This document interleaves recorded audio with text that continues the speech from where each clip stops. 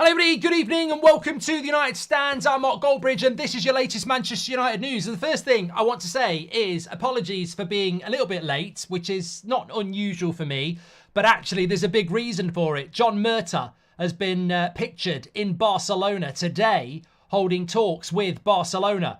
What is that all about? Matt Hargreaves is with him as well. This looks like it's transfer related. What will that be about? So that's breaking news. We're going to delve into that. Also, the story we were going to lead with was about AMAD, who appears to be very unhappy with his situation at Manchester United and basically not very happy about, apparently he's removed all or some of his Manchester United association on his social accounts. So I think it's really interesting about that as well. Also, this talk of Man United being back involved in a Super League, which is incredible. And on top of that, we're going to be talking about Branthwaite, Sancho, Anana, sackings, all sorts of stuff to get into. Elise as well. It's a packed show tonight, so make sure you smash a like, get involved. Really want to delve into that Murtough story. But before we delve into that, we've got a great little offer from you for you from Surfshark. Surfshark is a top-tier virtual private network, a VPN, that's all about protecting your online data and privacy. And with Surfshark, of course, their coolest feature, I think, is the ability to change your virtual location on platforms like Netflix. So if you're in the UK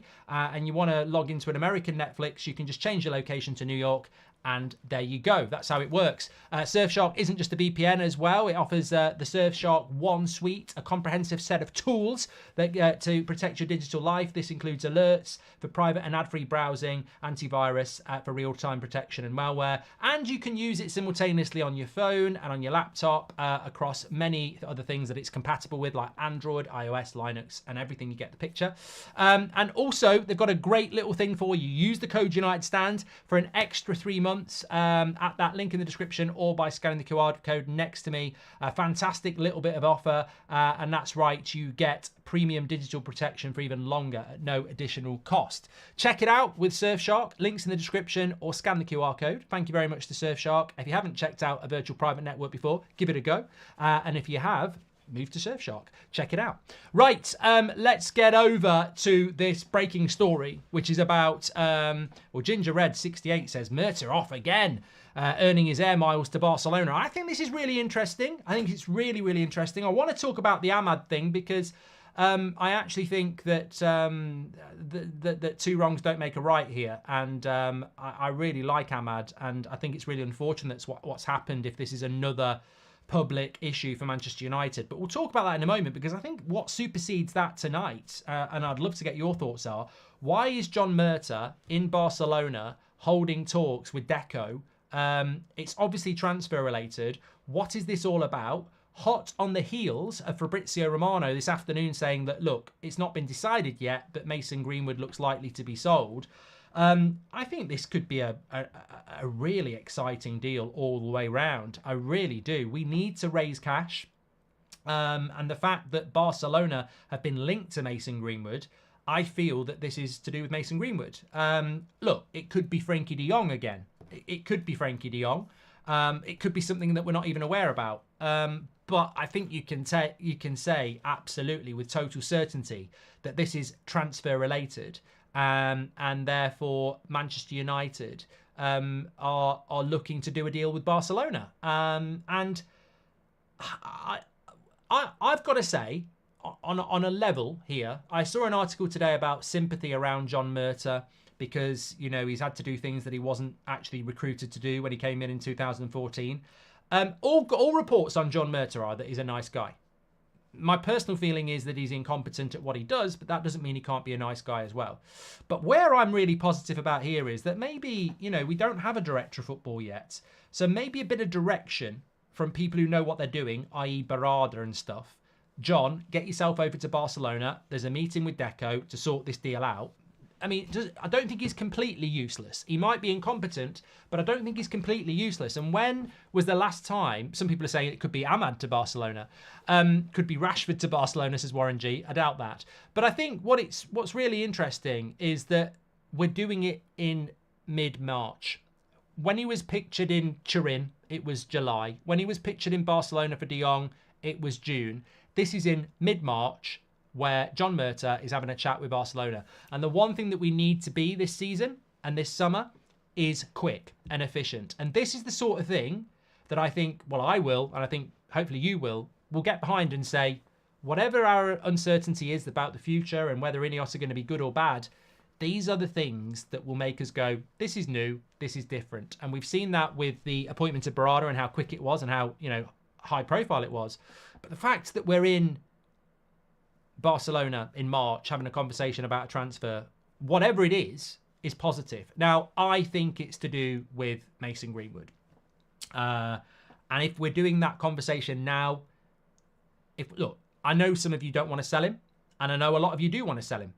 But if we're going to sell him, I think everybody agrees, get it done. Get the money in the bank and get it done. And if we're going to keep him, announce that you're keeping him. It really is that simple. So I think Man United, whatever this is all about, could he be looking for a job, says Neil Evans. I don't think John Murtough's going to get a job at Barcelona. I really, really don't. But I think that delegate assistant career mode ting, says CY7. I love it. I do that a lot. I need to get my career mode back. But it's pure profit time, says Savage. Yeah, look, I think it's going to be Greenwood, and I think we'll get a lot more about this very, very soon. I haven't really heard anything. I spoke to a couple of people, which is why I was a little bit late, but they said, yeah, it's really difficult to tell what it is at the moment, but the suspicion is that it's to do with Mason Greenwood. Be interesting to see if it is Greenwood, how much money we would get. But look, ultimately, I get it. Some people aren't going to be very happy that we're going to sell him, but I wouldn't be surprised. Nobody's ever mentioned this, but think about this. Surely we put a buyback clause or something, or a first refusal in the Mason Greenwood deal. Surely that will be there, because time's a great healer and you never know. Maybe he never ever can come back, but I think it's to do with Mason Greenwood. How many players have had a fallout with Ten Hag? Is this just the wrong attitude from players, or is there an inherent problem with Ten Hag method of working, says Stephen Brown? I want to talk about that. We got Lag, says, hi Mark, can you let Aiden know he's a prat? There we go. And Kabasi centre-back, 12 million release clause, Barca, Lemania product, says Bosch. Look, I can't say with any certainty what this is about. Suspicions are it's to do with Mason Greenwood. Some people think it's to do with Frankie de Jong, and some people think it's to do with anybody else. It's exciting though, isn't it? Maybe it is we're signing a player who's got a release clause. Maybe it is we're selling Mason Greenwood. Maybe it is Frankie de Jong. But I would take the positive. The truth will come out, but I would take the positive that tonight we're having talks with Barcelona about something, and whether that's bringing money into the club as pure profit, whether it's about bringing one of their players in, it just shows speed. And I would say that this is direction, because there's no way in previous years Richard Arnold and John Murtough would be in Barcelona in March talking about a transfer. We're doing it in the last week of August, but not in March. And I suspect that this is Barada or Blanc. Remember, we've got Blanc involved now as well. This will be, Blanc basically rebuilt Juventus.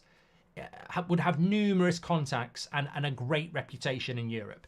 Barada as well. You've got Barada, sort of pulling the strings from distance. As Romano said today, Barada would have been involved in the Rashford conversation about, the Belfast thing. If you didn't watch the interview with Romano this afternoon in Beth, it was fantastic. And Romano actually said that, Barada would have been involved, withdrawn involved in the Belfast and Rashford talks. So, look, I think what you've got here is Murtough being directed. And, look, you know what it's like. Some people are not very good at what they do, but when they get told what to do, some people are really good when you give them a task. And I think we've sent Murtough over there on the order of Blanc or Barada, and we're trying to get something done quick. And that's it. Keshav says, do you think it's to do with the Super League? I'm just going to quickly talk about the Super League. There was something that's come out from Madrid that Arsenal, Man United and a few other English clubs are back in talks about a Super League. Ineos will not survive this, and the Glazers will not survive this. And there is no way that Ineos have spent the last year winning a battle to get a 25% of Man United to within 2 months of getting it, put us back into a Super League conversation. Absolute bollocks. It would be suicidal. They will lose any positivity. They could buy a team fit of winning the Champions League and the Premier League, but if they take us in a Super League, we will be back where we were. Because one thing about this fan base is that it doesn't forget its morals. And we're not just going to go, oh, Ineos, he's a lifelong United fan and he's bought some players. Let's go into the Super League. They'd be stupid to do that. So I don't really want to give it much of a topic. Shahin says, off topic, I watched yesterday's show. I wanted to applaud you for holding your ground and not changing, and even if it means less access to the club. I hope people know how much courage it takes, says Shahin. Look, mate, if that happens, it happens. But, you know, I just want to thank the good people and a lot of people who've come out today, you know, backing this community, me personally, Beth and others as well. You know, I think that this is why we do it. And I appreciate you, but sometimes I've had a few messages today from people where I just was really surprised, and it means a lot. So thank you very much. Member of Rain Group confirmed Jazim's existence, as Mario Franco. Keep your eyes on that. It's not for tonight, but just keep your eyes on that. Patrick Lynch says, I don't know what the obsession is with Amad. We're going to talk about him now. Why are we clutching at a young player possibly doing something? Garnacho is right wing and possibly our player of the season. Is it just another stick to beat Ten Hag with, says Patrick. Amad stuff probably blown out of proportion. Right, let me talk to you about Amad. So the big story with Amad is that apparently, and I don't think it's apparently, I think it's true, he's changed a lot of his social media. I think he's got a picture of himself in a Sunderland kit on Twitter. There's quite a lot of stuff that's changed with his social media, apparently, that changing to do with Manchester United. Now, what I would say is you can interpret this in many different ways. Maybe he's just clearing up his socials. Maybe he's absolutely fine. Maybe he's absolutely furious that he's not getting game time ahead of Anthony and Forson, and he's had a fallout with the club. Maybe he's not unhappy with Ten Hag. Who knows? Who knows? But we can't just ignore it. And could Ineos be testing MURTOUGH, says Eric Garcia. Interesting. But this is my take on the Amad thing. I actually agree that there is a bit of an obsession around Amad and minutes. Even against Everton, people are saying, why is Amad not coming on? And I'm like, because we're 2-0 up. We need to win the game. And he obviously wants to keep Garnacho and Amad and Rashford on. In the last 10 minutes, yeah, maybe bring Amad on, and he could have done that, but he didn't. So I sort of see, if you want to see cameos from the bench, yeah, he hasn't had enough. I agree with that. But starting him in games, I don't think we've seen enough to know about that. I think it's a real shame. I'm going to sort of dissect this because I agree that Amad should have had more game time. I don't think it's a good look that Anthony and Forson have had more game time than Amad, because in the summer, Amad was meant to be getting lots of minutes and then he got injured. Well, he's not injured now, so why is he not getting those minutes? So I agree with that. And I think there's a player there that I wouldn't sit here and agree with the Amad group that go, oh, he needs to play, he needs to play. I mean, sometimes it does come across that he's the next Lionel Messi. I don't know. What I do know is he had a really good season at Sunderland last year, and I wanted to see him this year given an opportunity. So that I will concede and admit. I'm disappointed that he's not had any real minutes since he's been fit, because I think there's something to look at there. I don't know whether he's going to be good enough, but I won't know until I see it. And I don't think he's been given enough minutes.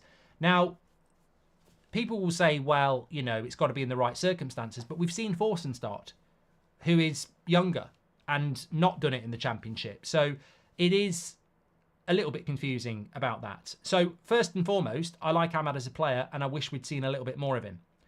The second thing I would say is that the manager has given Mainu and Garnacho and Forson minutes. So it's not like he won't give youth a chance. He's always said, if you're good enough, you'll get a chance. So it's up to the manager what to do.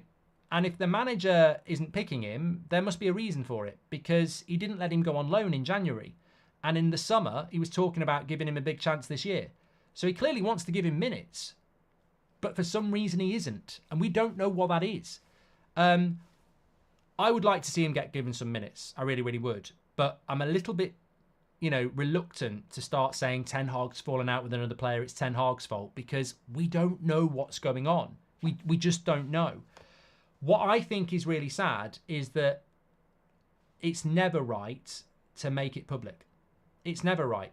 I don't agree with it. It's not right to do that. We've seen with Sancho, and in no way is Amad Sancho, because Sancho was turning up late for training and putting tweets out.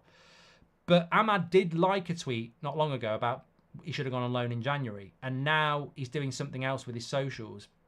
And I just think that what we need to see is I like AMAD, but what we're seeing at United too much is this trial by media. Like, the reason we're not a football club is because we don't have a siege mentality. Too much stuff comes out. Too much stuff comes out. And maybe AMAD's in the right. Maybe he isn't. And this is where I might lose a few people here because they won't understand it. Maybe maybe he's right.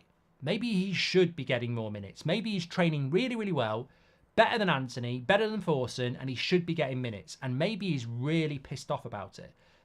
And maybe that is the case. Because there's no reason for us not to believe that. There's no bad stories about AMAD. There's no stories about him being late or a bad attitude player. In fact, quite the contrary.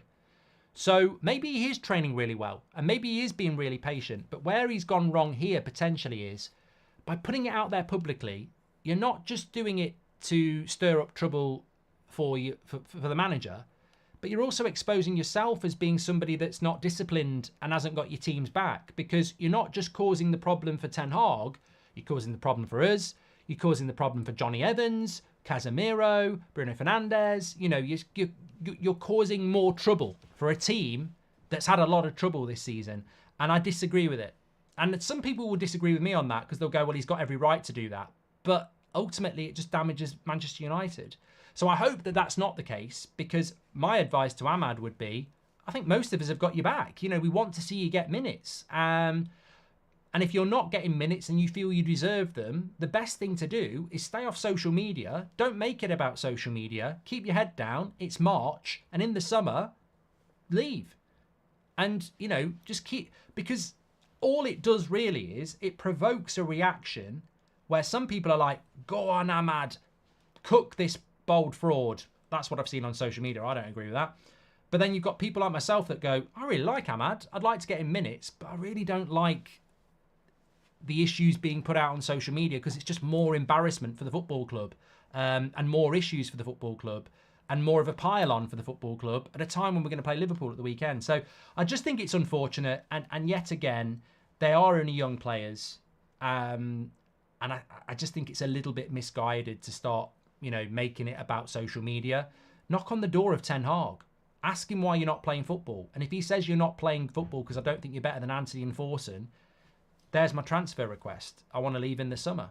It doesn't need to hit the press, does it? But what I will say is, I absolutely, and there's a big if here, but I absolutely share his frustration because I would love to have seen him getting some minutes. But there are always two sides to a story. There are always two sides to a story. But yeah, I like AMAD, and I wish we'd seen him get a little bit more time, if I'm being honest. I don't think AMAD will be here next season. We've barely seen him given minutes. Oh, it's interesting though, Nigel, isn't it? Because I really do think he was going to get minutes, and I don't understand because we could have easily loaned him in January. It was an obvious loan. And when we didn't loan him, I was like, oh, he's going to get minutes. But it wouldn't be the first time we've kept somebody on loan and then we don't use them.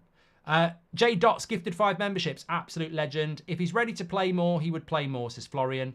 And I like AMAD, but we have to back the manager, says Luke. If Ten Hag doesn't think he's good enough, then he's got to go. Seems unprofessional for AMAD, to be blunt. Yeah, and that's the thing for me, Luke. I just don't think he is that type of player. I think he's a really, really... you know, the feedback is that he's a really good lad, and he's, you know, got really good, you know, he's really talented. I mean, so many of you, and I want to see him play. It's just never a look. It's never a good look to put it out in social media, because there will be some people that like it, but ultimately, if it was a player those people didn't like, they'd say, why is he doing that on social media? So it works if it's a player you like, but really, I just don't, I've got to be consistent. I don't really think it's a good thing for any player of any club to sort of be causing trouble on social media. I think it's not good. And what I would say is that Ineos will be looking at that and going, we don't want any more of this. And even if and that's the trouble, even if he's in the right, it's going to damage him to people like Ineos, because they'll look at it and go, even if you're in the right, AMAD, you shouldn't be putting that out there doing that. There's a way of doing it professionally.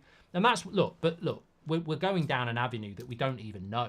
This could be a completely different thing going on. You know, it could be. Cheers, everyone. Can this be Ineos testing Murtough, says Eric. Thank you very much. Appreciate that. Let's have a look what people are saying about this. If we had the injuries in attack like we did defence, he'd be playing every game, says Stu. The Bow Show says, I'm not sure he's got the physicality for Premier League football yet, but the answer to that is we haven't seen him given that chance. Eric Ten Hag's ego and favouritism is why we haven't got the best out of this squad. Reality is Spurs won yesterday. We're nowhere near top 4. Not good enough, says International 2675. You always do a comment that just doesn't really make any sense. You sort of start off like you are going to make sense, and then I get completely lost. Like the first bit, Eric Ten Hag's ego and favouritism is why we haven't gotten the best out of the squad. And I sort of think, well, you know, you might be onto something there. And then you come back with Spurs won yesterday. We're nowhere near top 4. Not good enough. And I go, did you see Spurs starting lineup yesterday? In fact, did you look at their bench? Dragusin, centre-back, on the bench. Højbjerg, I think, is either injured or on the bench. But Lo Celso was there. Bentancur was there. Werner was there. Their bench is just...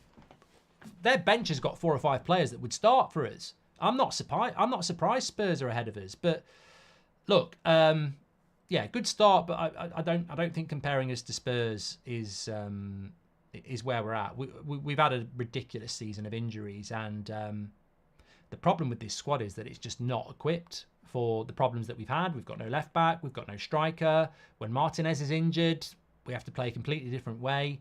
I looked at talking about a club yesterday, Liverpool. That's what you get when you have a manager for more than 3 years.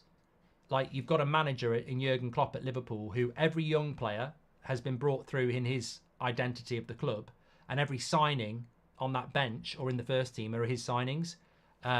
Whatever United are planning to do with Ineos, this manager or the next manager has to be given 5 years. You're never going to build what Pep and Klopp and Arteta's building. Arteta's still building it, by the way. Like, Arteta's not finished yet. They might be in 2 title races, but they're not finished yet. Klopp and Pep have finished it. They're just adding bits to it. But it takes 3, 4, 5 years to build a squad, because it's impossible to do it in two transfer windows. You know, you need 15, 16 players that you've bought and 5, 6, 7 youth players that you've promoted in the style of football that you want. And I think Liverpool at the moment, and we're going to see it at the weekend, are the blueprint, because that is what Jurgen Klopp has built over many years. And we need to do that. We can't keep... check out the video I did with Ben Foster today. I think the best way of describing Man United at the moment is it's lost in the fog. Players, manager, club, we're lost in the fog. We can't see each other.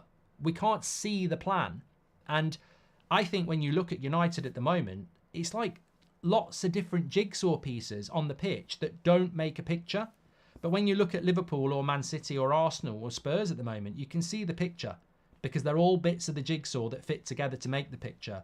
Whereas we've just got we've got good players, but they don't fit together. You know, Johnny Evans plays really, really well, but you can't play a high line with him. Varane, really, really good, but how long? Dalot can do the inverted fullback thing, but at left back we can't. Rashford, really good player, but not a possession-based player. Bruno, really, really good player, but again, not really looking around, doesn't fit the players he's got around him. Garnacho is a brilliant young player. Mainu's a brilliant young player. Casemiro, sort of isolated, massive gap between the defence and the attack. High line, low line, because we've got defenders who need a low line and we want to press at home.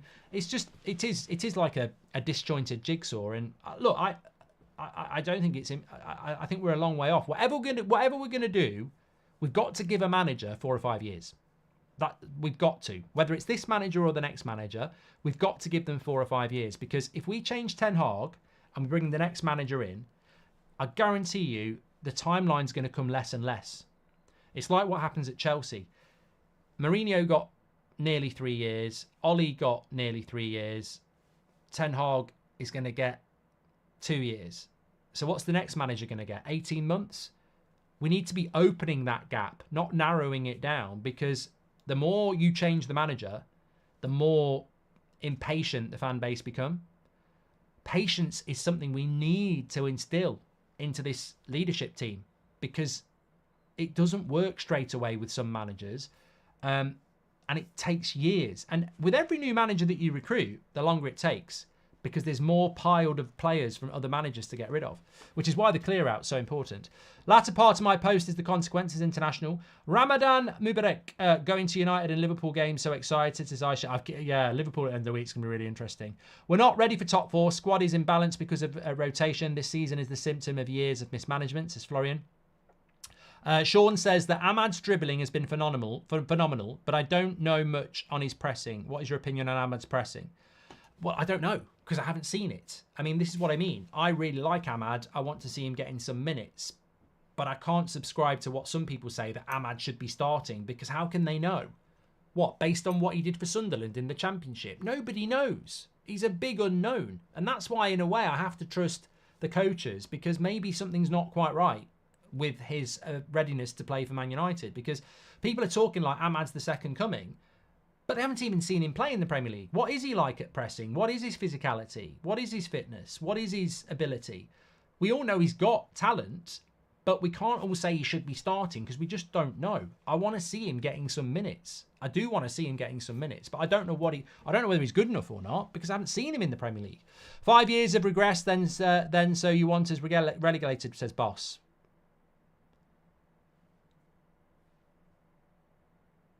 Answers on a postcard with that one. What? I said 5 years for a manager to build their squad, whether it's this one or the next one.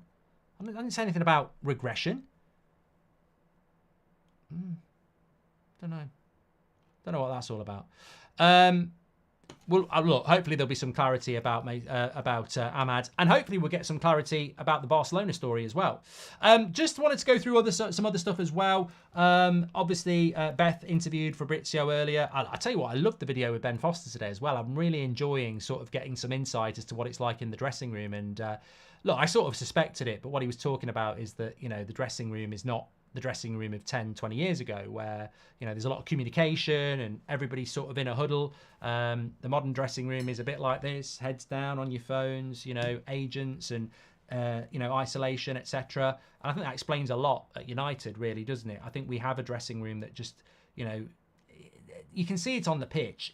There's not, I don't sense a togetherness that you see with a Man City or a Liverpool or some other clubs. I mean, even Everton were more together than us. But good video, check it out. But also Beth's video with Romano this afternoon was really good. The takeaways I had from that, obviously I did the video yesterday morning about a bit of an exclusive about Elise choosing Manchester United. Interesting what Fabrizio had to say about that. Basically said, yes, of course, Elise is very keen to join Manchester United, but there will be other clubs looking to buy him. So, look, I think that deal, as I said yesterday morning, is very exciting, but very exciting. But I'd still, I mean, it's interesting, isn't it? It's interesting. I think sometimes we have an opinion and then we don't realise that the opinion clashes with other opinion. A lot of people are saying Amad should be starting, and some of those people are saying, let's buy Elise. And I'm like going, Rashford, Garnacho, Elise, Amad? You still got Palestri, Anthony, Sancho. How does that work then? Why are we spending £50 million on Elise if we've got Amad? So it is interesting. It is interesting. Also, Branthwaite, I really like this player. I've watched a lot of him since Christmas, since we've been really linked to him. And obviously watched him at the weekends. And yeah, I still think he's got a lot to learn, but I just think he's got the aura of a really good centre-back. And the fact that he's left-footed makes him even more interesting, with Martinez having missed most of this season. We really need, you know, you can't just have competition for right-back. You know, Martinez needs competition as well. So I think that, I agree with you, Thuto. I think Elise's nailed on, especially from what I was saying yesterday morning. Branthwaite looks really, really interesting as well. Price tag would be interesting. I'm saying interesting a lot. Onana from Everton has been mentioned a lot, but I think there's a lot of clubs looking to buy him as well. I'm not so sold on Onana from Everton. I think he looks good, but he doesn't massively jump out as me as, yes, we need to go and get him in our midfield. I think he's an interesting player, but I'm not so sure that we'll actually go and get him. Obviously, there was this story this morning about Sancho blaming Ten Hag. I mean, look, to be fair, it's in Bild. They're a decent German outlet, but really, again, whatever my thoughts are on Jadon Sancho, sometimes you got to look in the mirror, and I don't really get how it's Erik Ten Hag's fault that Jadon Sancho has failed at Manchester United over a period of time where Erik Ten Hag wasn't even here. And I'm sure people who don't like Ten Hag will want to defend Sancho, and I get that, but I just don't think Erik Ten Hag is responsible for Jadon Sancho's failure at Manchester United. I mean, he had, a year before Ten Hag came in. Ten Hag and United supported him for 3 months while he wasn't able to play football in year one. It's just it's not in anybody's interest to purposely damage Jadon Sancho's career, because we're going to lose a lot of money on it. But look, Sancho scored at the weekend for Dortmund. I hope he really hits some good form, because he can go and relaunch his career and we can go and relaunch Manchester United. As a footballer, blame culture is a dangerous thing, because if you're blaming people, only you can change it. Like, whether you've been, it's a bit like the AMAD thing, it's a bit like the Sancho thing, it's a bit like the Rashford thing, it's a bit like the Bruno thing, you know, it's a bit like anything. Any issue we've got from any player, whether it's form, injury, whatever, you can go around blaming people, but bottom line, only you can improve it. You know, no one else is going to help you do it. You've got to look in the mirror and go, oh, I feel there's been an injustice. There's been an injustice. But only you can change that injustice. Only you. And I don't think prove people wrong is the right thing. Just look in the mirror, because only you can make you better. And I think blame is a negative trait, because if you justify blame, that lets you off the hook. And if you're going to go around blaming people, you're never going to focus on being better yourself.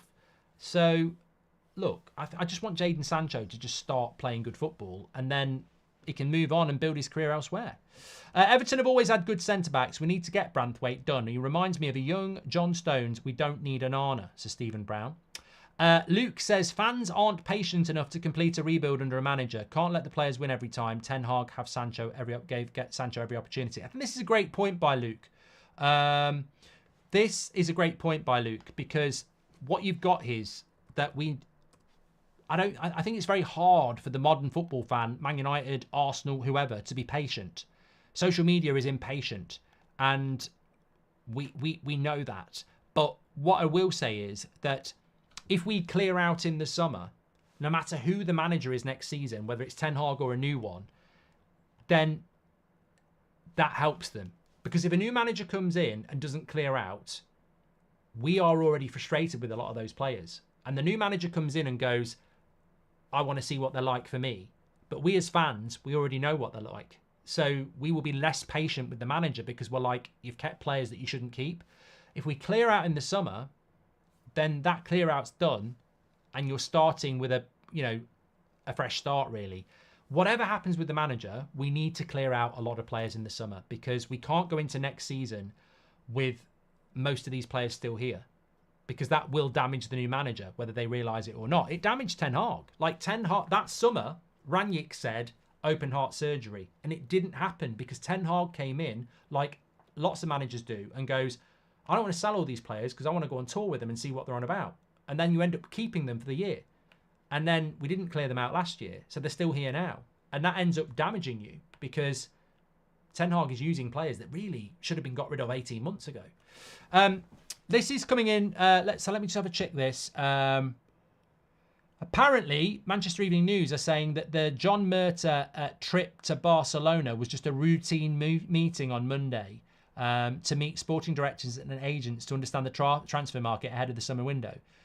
General meetings that were described as nothing new. Murtough travelled to Barcelona outside the transfer window last season and has also met sporting directors at Juventus and AC Milan. Yeah, but come on. That's bullshit. let's call it for what it is. That is bullshit, isn't it? It really is. And what I mean by that is, basically, you've got to shut the story down. Well done, but you don't just go out to Barcelona and have a chat with them about the transfer window, do you? What are you thinking of doing in the summer then? Because we've been linked to Branthwaite. Who have you been linked with? Oh, get us another coffee. Come on. These conversations are exploratory. You know, you could do this over Zoom. Like, I like it. I like that, you know, that. But the great thing about what we do as fans is that we can smell the bullshit. And there's no reason for Manchester United's director of football to fly over to Barcelona for a routine, nothing new chat with Barcelona. Oh, yeah, we just flew over. I mean, Greta will be on the fucking phone going, why couldn't you do it on Zoom then? It's a little bit more than a chat about the transfer window. Come on, there'll be something going on. Somebody just said MURTOUGH would do that though, Goldbridge. That's the problem. And a lot of people are saying that now. No, we're over there to talk about something. Doesn't mean that you know, something's going to happen or not. But I think there isn't. I think we're right to be excited about that. And look, if United are telling Manchester Evening News it's nothing new, that's because they don't want it to blow up into anything at the moment. But I think between us, we know there's a good chance that there's something going on there. And good. It's a positive. It's good PR for the club. Fans aren't patient. I've done that one. Everton and K. Okay, thank you very much, Mario Franco. I've done that one as well. Okay, do not read aloud, says Chris. Oh, I've just read it now. The chat can read. I hope you're keeping okay, bro. I get worried about people's mental health as my big brother left me 30 years ago. Chris, I love that. Thank you very much for your support. I really, really appreciate it. And I suppose all I can really say about that is that, you know, you stick your nose in a beehive, you're going to get stung. You know, what we do is social media, and you can't moan about it in the sense that you're always going to get some shit. But doesn't mean it's easy to deal with all the time. But what I will say impacts us, because you get used to all the other stuff. What does impact us is when people have got your back and are nice. You know, it does mean a lot. So thank you very much for that. Really, really do appreciate it. Why was I early tonight? I should have told you that a little bit earlier. I'm early tonight because I'm doing a watch along on That's Football, Chelsea versus Newcastle, which I'm actually really looking forward to because it does sort of impact on us. Some people think we might not get top 4 or 5, which I don't think we will. I don't think it's impossible for us to get top 5, by the way, because I think Aston Villa could crumble. And so Spurs could as well still. But I don't think we'll win enough games. But what worries me slightly more is what's going on behind us. And Newcastle could hunt us down. So I think tonight we could do with a draw. We've got John Cena in our midfield, Mark, says Jay. Murta Madness in Turin, part 2 coming, says Eduardo. And if you had to sign a backup striker for Erasmus in the summer, who would you sign? I'd go for Ollie Watkins, says Dylan. Well, I bloody love Ollie Watkins, but I don't think we've got a spare 100 million quid. I really don't. Right, thanks everybody for tuning in. There was a lot more I wanted to talk about, but it's fast approaching kickoff for 8 o'clock, so I need to get off here and get over there. We'll cover the rest tomorrow morning. It's absolutely fine, and we'll probably have some new stuff for you tomorrow. But I think it's encouraging that we're in Barcelona. I don't think it's just standard talk. Gabrielle's just gifted 5 memberships. Love that. Love the support. Love the community. Thank you very much. Join me on That's Football for an 8 o'clock kickoff if you want to carry on the chat. And regarding Mason Greenwood, I want to sell the person, not the player, says the Hughes lad. Never heard that before. What a comment that is. Regarding Mason Greenwood, I want to sell the person, but not the player. That's deep. That's deep. And I think that's probably how a lot of people feel. Well done, Hughes lad. Comment of the evening. Right at the end. He's won it at the end. I'll see you on That's Football in a bit. Take care, everyone. Don't forget Surfshark. Get the discount. It's a cracking bit of kit to try. Virtual private network. Give it a go. Scan the QR code or go through the link in the video description. I'll see you all later. Thanks, legends. I'll speak to you in a bit.